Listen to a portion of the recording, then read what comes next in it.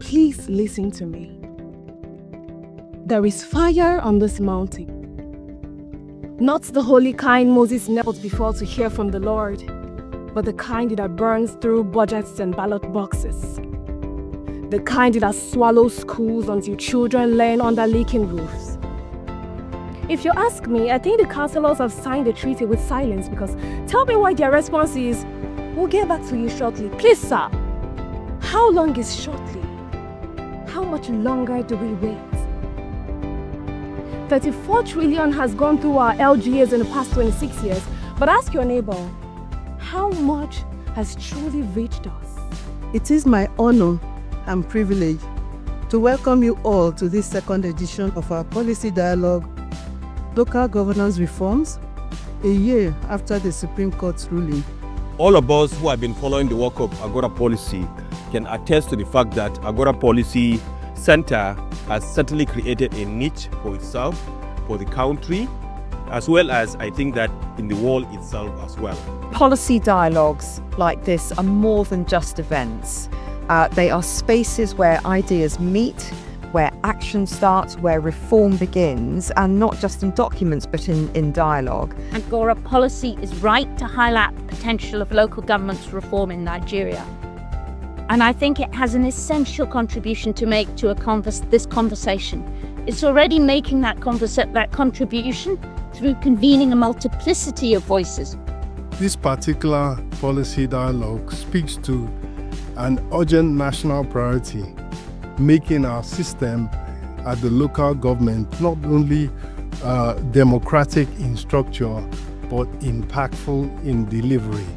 Strategy, the policy, the determination of President Bola Ahmed Tinubu is to lift millions of Nigerians out of poverty and in no short time.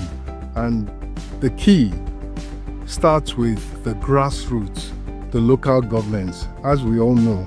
The Supreme Court decision aimed to correct these distortions by interpreting the Constitution as requiring the political and financial autonomy of local governments. Its implementation, however, has revealed disagreements about what exactly this means. No doubt, much of the reason for non-implementation or slow implementation is political. With the financial autonomy and political autonomy which will come, we also have to guide them in areas of borrowing, in areas of spending, because this is also one area that if they are not properly tutored before now, they may run into the same storm some other tiers of government are going through. Local government reforms, I describe it as Nigeria's unfinished journey. But we must remember that when President Obasanjo was in government, local government revenue were directly paid to local government until the state government went to court and get the support of the court that money should be spared to the local government joint account.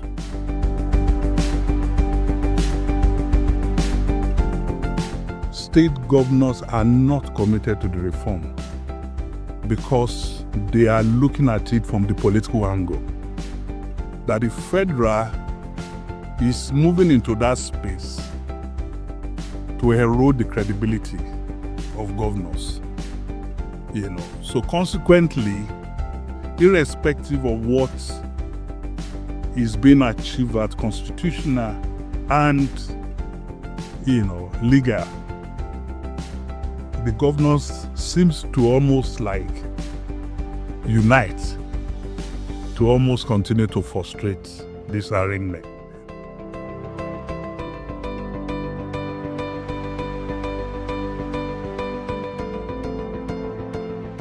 We have to be involved.